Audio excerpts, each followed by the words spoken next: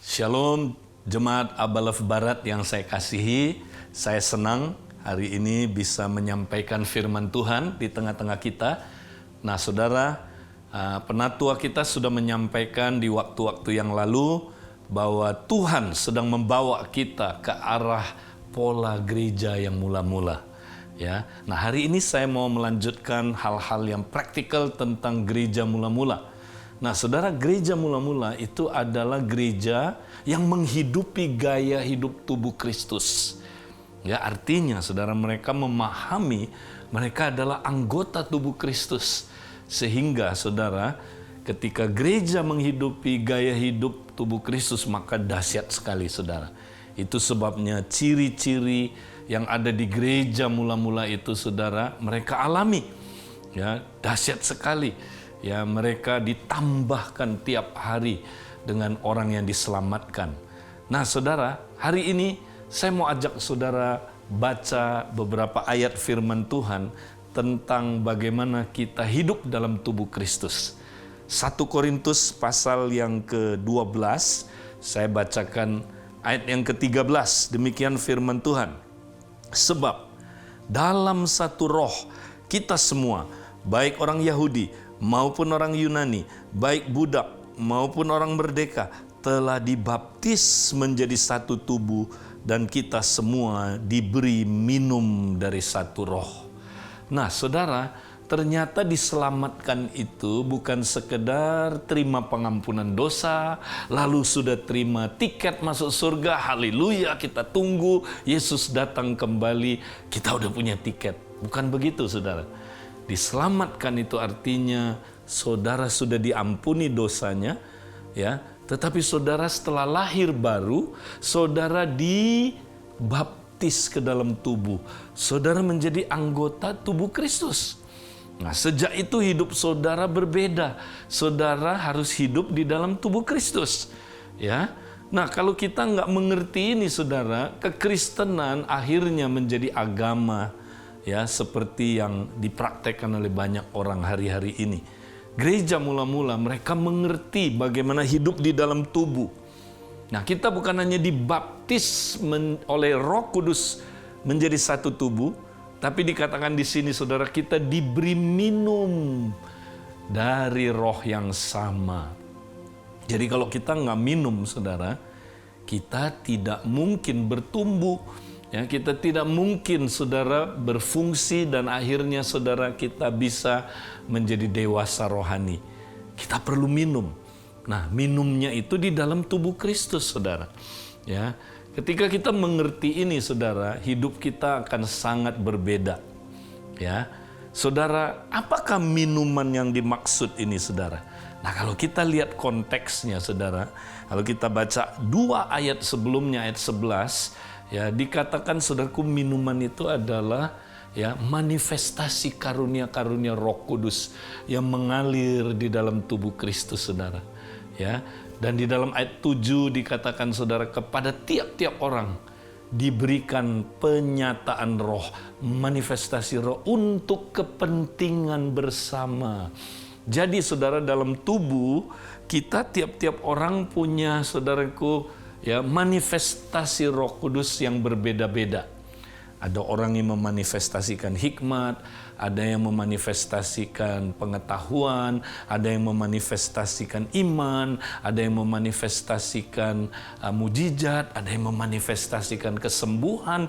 Inilah minuman itu saudara. Inilah air kehidupan yang mengalir dalam tubuh Kristus saudara. Dan kalau kita nggak minum minuman ini saudara, kita nggak bisa hidup, ya. Nah, banyak kekristenan hari-hari ini nggak diajarkan ini, saudara. Ya, kita diajarkan saudara hanya dengar khotbah hari Minggu, ya.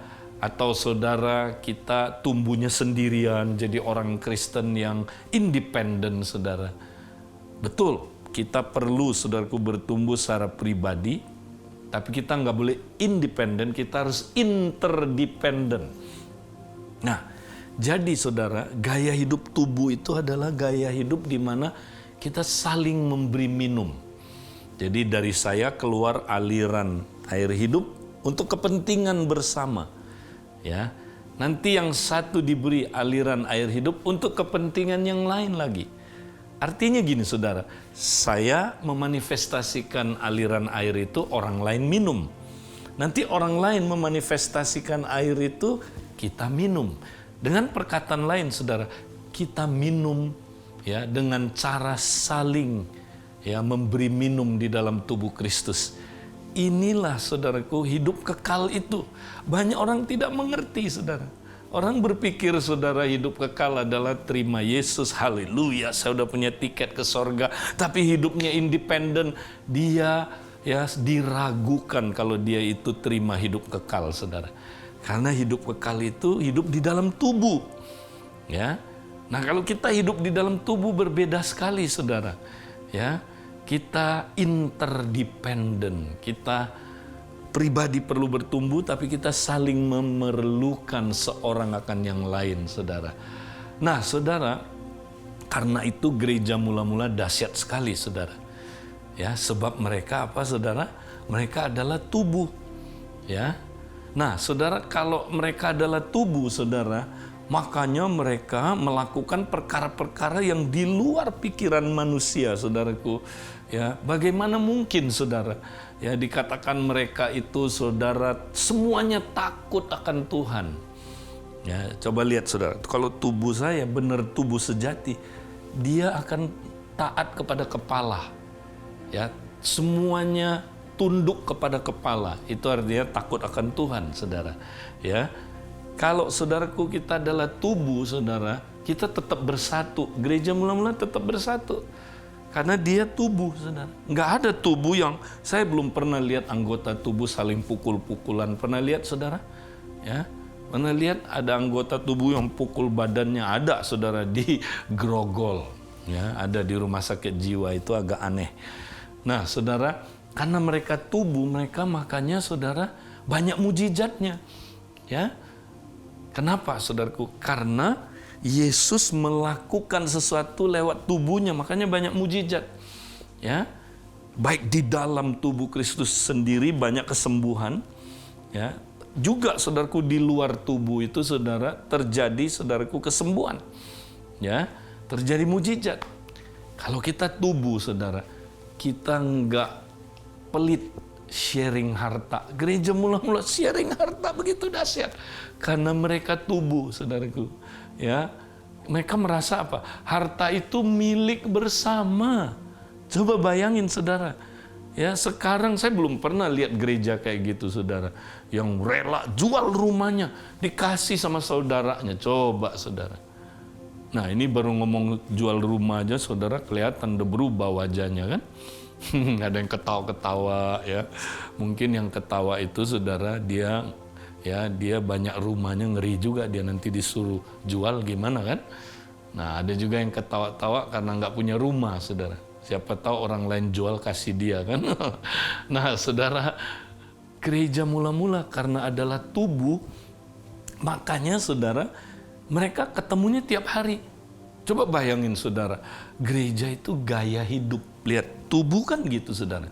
Tubuh kan connect terus, betul nggak? Ya. Nah, saudara, jadi kita kalau bukan tubuh, saudara, kita susah sekali untuk ketemu aja susah sekali, saudara.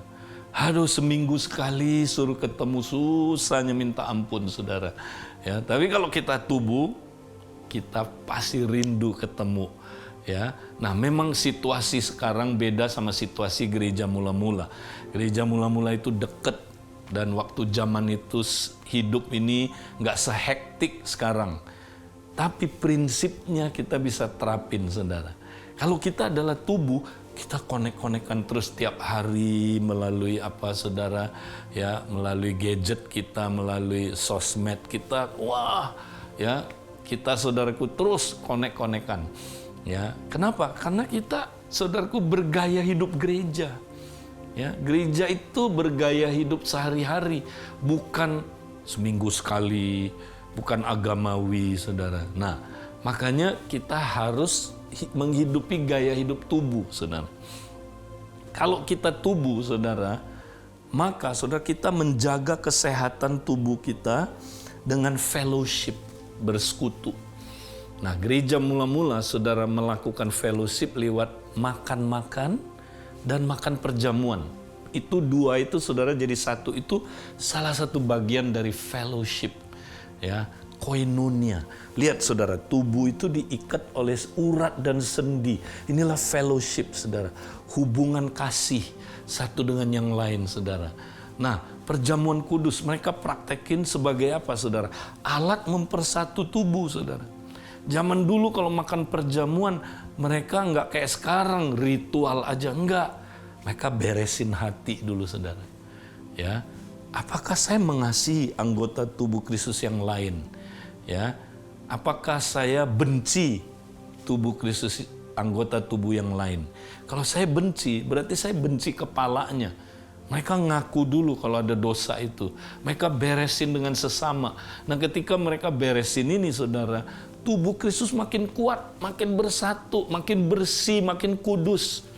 Nggak ada yang kepahitan disimpan bertahun-tahun, saudara. Ya, nah ini dahsyat. Tubuhnya sehat, tubuhnya mulai bertumbuh. Saudara, kalau kita tubuh, saudara, pujian penyembahan itu gaya hidup. Ya, dikatakan mereka itu, saudara, ya sambil memuji Tuhan, sambil memuji Tuhan. Jadi artinya apa? Sambil kerja sambil memuji Tuhan, ya sambil berekreasi sambil memuji Tuhan, sambil jaga anak sambil memuji Tuhan, sambil studi kalau kita yang mahasiswa memuji Tuhan, sambil ya. Nah, ketika kita muji Tuhan, saudara, apa yang terjadi, saudara? Kita sadarkan hadiratnya. Ketika kita bersyukur, kita sadarkan hadiratnya. Tuhan bertahta di atas pujian umatnya. Jadi waktu kita memuji-muji Tuhan, saudara, dengar apa yang terjadi, saudara. Kita sadarkan hadiratnya, kita tinggal di hadiratnya. Nah, ini konsep yang disebut coram Deo, saudara. Ya, coba praktekkan itu, saudara. Coba tubuh kan gitu, saudara. Kalau tubuh kan semua connect sama kepalanya kan? Dia connect-nya kan sebagai gaya hidup, bukan connect-nya sewaktu-waktu kan? Enggak, saudara. Dia terus connect sama kepala. Jadi kepala yang menggerakkan tubuh ini. Kepala yang sebenarnya, saudara, hidup melalui tubuh ini. Itulah, saudaraku, gereja mula-mula. Jadi mereka hidup di mana-mana sadar akan hadirat Tuhan. Nah, kalau kita sadar akan hadirat Tuhan, saudara, wow, pasti luar biasa, saudara. Kita nggak berani sembarangan berbuat dosa. Ya, kita takut akan Tuhan. Ya, kalau kita terus connect sama kepala, sadar akan hadirat Tuhan, saudara, maka apa aja yang kita lakukan berhasil. Ya, kenapa, saudaraku? Karena itu pekerjaan-pekerjaan di hadirat Tuhan, ada kasih karunia kita melakukannya, saudara. Ya, nah itu gereja mula-mula, saudara. Dan akhirnya mereka disukai oleh semua orang, saudara. Kenapa, saudara? Karena mereka mengekspresikan Kristus. Jadi waktu mereka di kantor, waktu mereka di sekolah, di kampus, orang bilang, wow, I can see Christ in you. Ya, maka mereka disukai. Ya, saudaraku, maka Kristus termanifestasi lewat mereka. Ya, dan akhirnya katanya, tiap hari Tuhan menambahkan kepada tubuh yang ada dengan jumlah orang yang diselamatkan. Jadi, saudara, kita lihat konsep penginjilan di sini, saudara, bukan personal evangelism, bukan pribadi-pribadi keluar menangkan jiwa, bukan. Ya, perhatikan bagaimana cara Yesus menginjil, saudara. Suruh muridnya menginjil. Dia utus berdua-berdua. Kenapa berdua? Kenapa enggak satu, saudara? Karena satu tidak bisa mengekspresikan tubuh. Dua mulai bisa, saudaraku. Ya, maka Yesus menggunakan pola namanya 2-3. Nah, ini hafruta, saudara. Ini kelompok pemuritan diutus oleh Tuhan keluar. Mereka menjangkau jiwa, saudara. Wow, dibawa. Jiwa yang begitu diselamatkan, saudara, itu tidak dibawa ke KKR. Tidak dibawa, saudaraku, ke acara-acara. Tidak dibawa ya langsung ke komsel juga enggak, saudara. Ya. Tapi langsung ya, kalau saudara baca Lukas 10 Katanya kalau 2 orang pergi cari orang damai, katakan shalom. Kalau orang damainya terima kamu, 2 orang itu suruh nginep. Nah, 2 orang ini kan udah tubuh Kristus, saudara. Dia disuruh nginep kenapa? Supaya yang baru ini, orang damai yang baru ini langsung masuk ke dalam tubuh, saudara. Karena ini udah tubuh, masuk. Jadi nggak dibawa ke acara besar dulu. Langsung dengan 2 orang ini dimuridkan, saudara. Nah, itu pola baru yang diajarkan oleh Yesus kepada murid-muridnya, saudara. Ya, itu yang saudaraku kita mesti praktekkan. Makanya nggak ada yang hilang, saudara, jiwa-jiwa baru itu. Sekarang gereja, aduh, KKR 1000 orang. Pernah saudara teliti berapa yang setia di gereja, yang 1000 orang yang terima Yesus itu? Menurut Billy Graham Association, ya, Evangelistic Association, ya, sebagus-bagusnya kita follow up hasil KKR itu, nggak lebih dari 10% yang tinggal di gereja atau berasimilasi ke dalam gereja. Tapi gereja mula-mula, saudara, hari pertama 3.000 lebih percaya Yesus.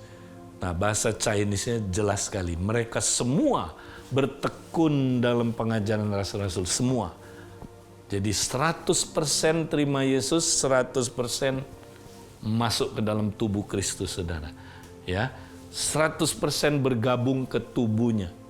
Ingat loh, mereka nggak ada gedung loh, saudara. Mereka rumahnya pun bergilir, ganti-gantian. Jadi mereka tidak bergabung ke rumah, tidak bergabung ke gedung, tidak bergabung ke acara. Mereka bergabung kepada tubuh Kristus. Langsung connect sama orang yang ya menangkan itu, saudara. Nah, ini mesti kita praktekin, saudara.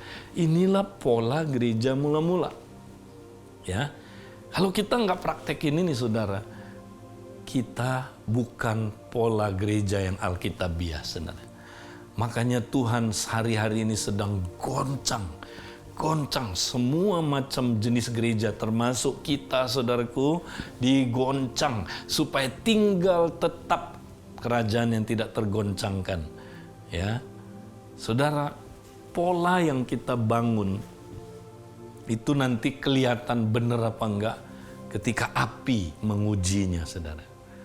Ya, ingat loh, saudara, kita boleh punya fondasi yang benar, Yesus Kristus, 1 Korintus 3, tapi Paulus bilang, perhatikanlah bagaimana kamu membangun di atasnya. Nah, ini bicara bagaimana pola yang kita pakai. Apakah kita bahannya adalah emas, perak, batu-batuan, atau bahan kita rumput, jerami, kayu. Nah, rumput, kayu, jerami itu bicara pola manusia, saudara. Ide-ide menurut manusia. Nah, sekarang gereja dibangun menurut pola manusia, saudara. Cara-cara manusia. Habis, kebakar, saudaraku. Nah, ini waktunya, saudara. Goncangan pandemi COVID-19 ini, saudara, itu menggoncang gereja, ya, dan akan membuat kita sadar, saudara. Wow, yang saya praktekkan pola manusia atau pola Allah, ya. Kalau pola Allah nggak akan tergoncangkan, saudara. Bahkan akan makin bertumbuh. Ada sebuah gereja yang kami mentor di Brazil, saudara. Gereja ini waktu mengalami pandemik, saudara. Seluruh kota itu, saudara, gereja-gereja banyak yang tutup, banyak yang saudara menderita, banyak yang saudara jemaatnya udah nggak semangat lagi, bahkan udah nggak ibadah. Tapi gereja yang praktekin pola ini, saudara, gereja mula-mula ini, mereka praktek kompak-kompak, 2-3 orang itu hidup sebagai anggota tubuh Kristus. Itu dahsyat, saudara. Bukan cuman mereka bertahan, mereka bertumbuh, mereka kesaksian, ya, akhirnya, saudara, seluruh kota itu bersatu. Saya senang sekali. Dan mereka sekarang praktekin ini, saudara. Pola gereja mula-mula ini. Ya, tiap hari mereka, saudaraku, baptis orang. Tiap hari, saudaraku, mereka mengalami, saudaraku, ya, dahsyat sekali. Tuhan bekerja luar biasa. Nah, saya mau dorong jemaat Tuhan di Abalef Barat ini. Mari kita praktekkan pola gereja mula-mula yang adalah tubuh Kristus. Saudara, kalau kita praktek ini beda sekali, saudara. Ya, nah, saudara, banyak PKS bilang, aduh Kak, saya stres, ya mimpin komsel kok, aduh saya stres ya. Nah, saya mau beritahu saudara PKS, saudara nggak usah stres. Kalau saudara bangun, ya jemaat yang di komsel itu adalah tubuh Kristus, saudara nggak akan stres, benar saudara.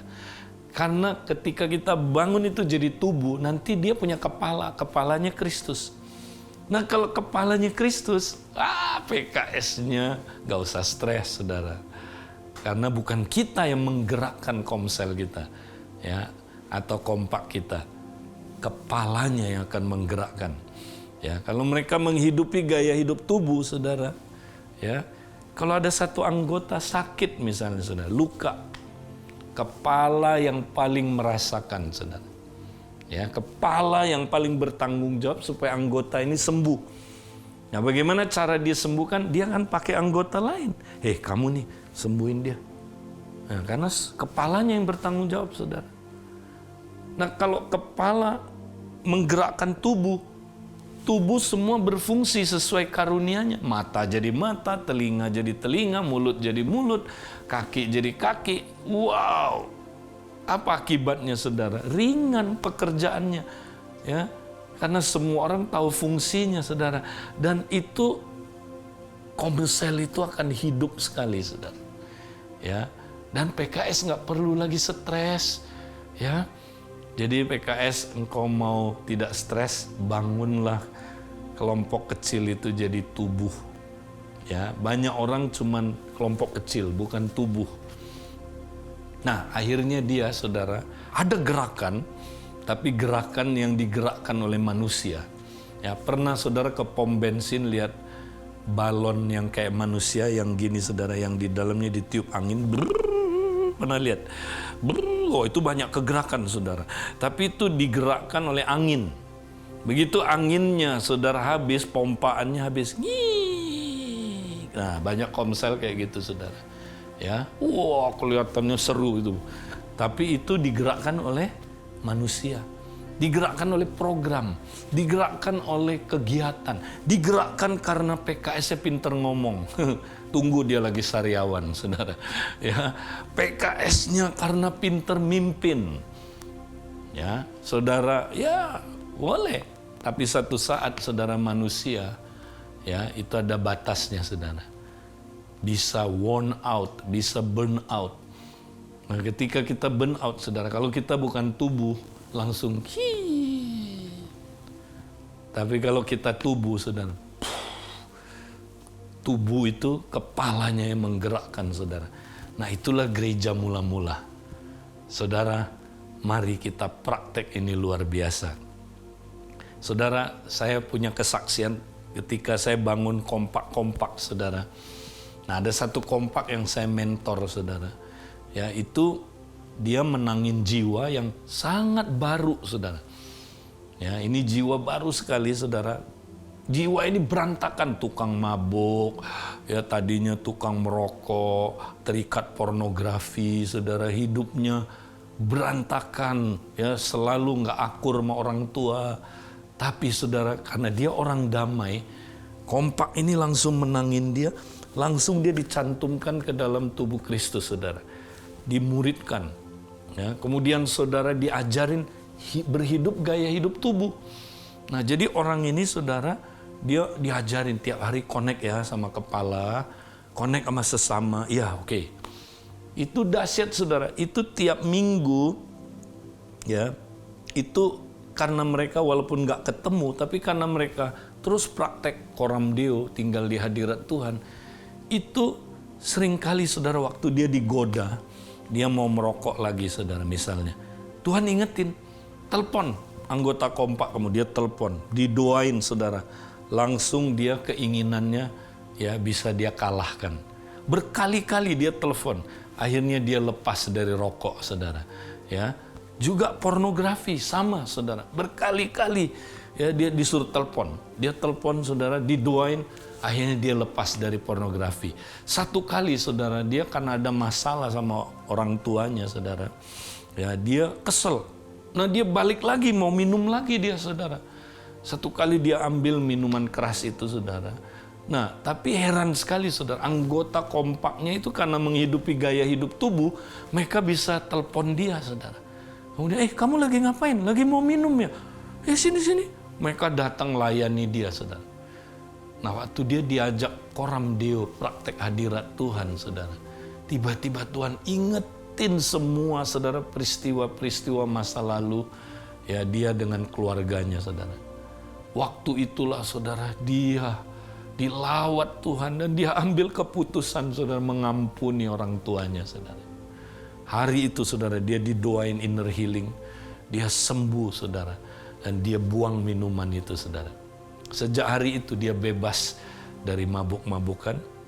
Dan kemudian saudara, ya satu kali dia ketika praktek bahasa roh, koram deo, ya dia ketemu mamanya saudara.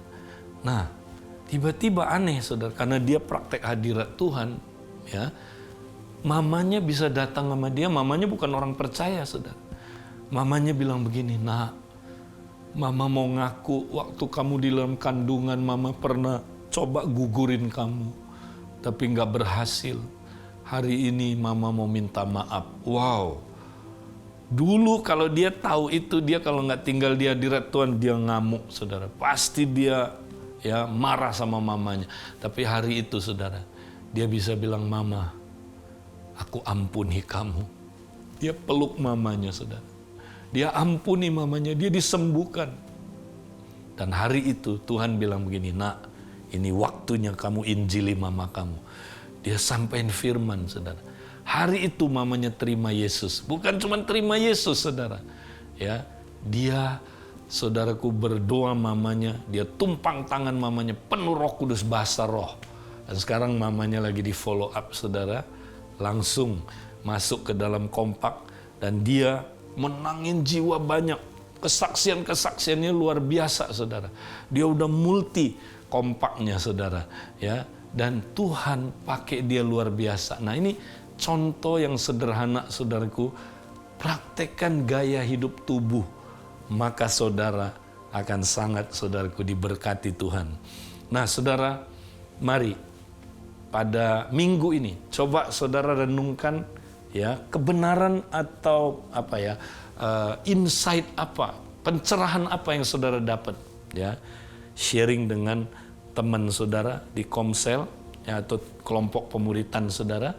Kedua ya saudara, bagaimana saudara bisa mempraktekkan gaya hidup tubuh Kristus yang simple dulu ya.